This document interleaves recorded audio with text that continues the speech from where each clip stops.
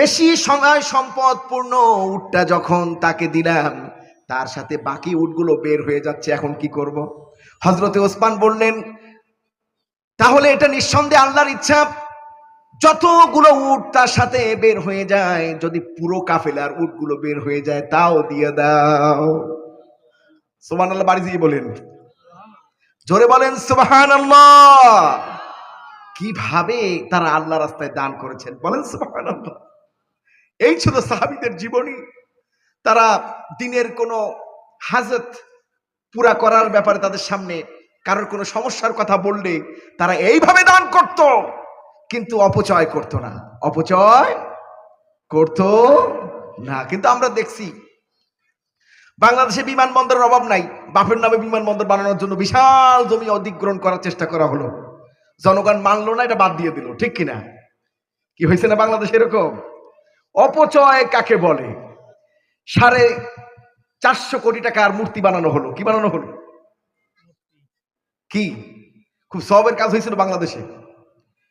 যে দেশে যত বেশি মূর্তি, সে দেশে আল্লাহর গজব তত বেশি, রহমত নাই, বরকত নাই। ছোট্ট একটা উদাহরণ দিই, মূর্তি কোন দেশে বেশি, ভারতে না বাংলাদেশে? কোন দেশে বেশি? ভারতে বেশি না? আপনি জিডিপি বা গড় মাথাপিছু আয়কে আপনি হিসাব করে দেখেন, ভারতের গড় মাথাপিছু আয় হলো $2600। কত ডলার? 2600। আর বাংলাদেশের হলো 2800 প্লাস। বলি আলহামদুলিল্লাহ।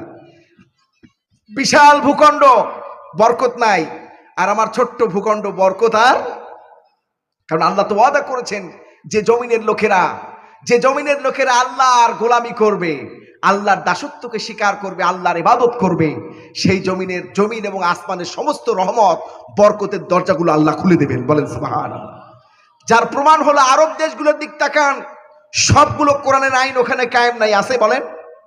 কিছু কিছু আছে, যেমন চুরি করলে হাত কেটে দাও, চুরি করলে হাত কেটে দাও, জেনা করলে যদি বিবাহিত হয় পাথর মেরে ছন্নছাড় করে দাও, ঠিক কিনা? শিরচ্ছেদ করে দাও। এরপরে খুন করলে হত্যার বদলে হত্যা। এই কিছু কোরআনের আইন কায়েম আছে বলে শান্তি আর শান্তি, বলেন সুবহানাল্লাহ। যাকাত বাধ্যতামূলক, আর আমার দেশে লোকেরা যাকাতকে জরিমানা মনে করে। কি মনে করে? মনে করে যে এটা ইসলামী জরিমানা, বলেন নাউজুবিল্লাহ। এই যাকাত হলো হক। কাদের হক? ধনীদের সম্পদের উপরে গরিবের হক। কাদের হক? গরিবের হক। ভাইরা আমার, বাংলাদেশে যদি দিন কায়েম হতো আর যাকাতকে যথাযথ আদায় করা হতো, এই দেশে একটাও গরিব লোক খুঁজে পাওয়া যেত না, বলেন সুবহানাল্লাহ। দেখেন আরব দেশগুলো যেখানে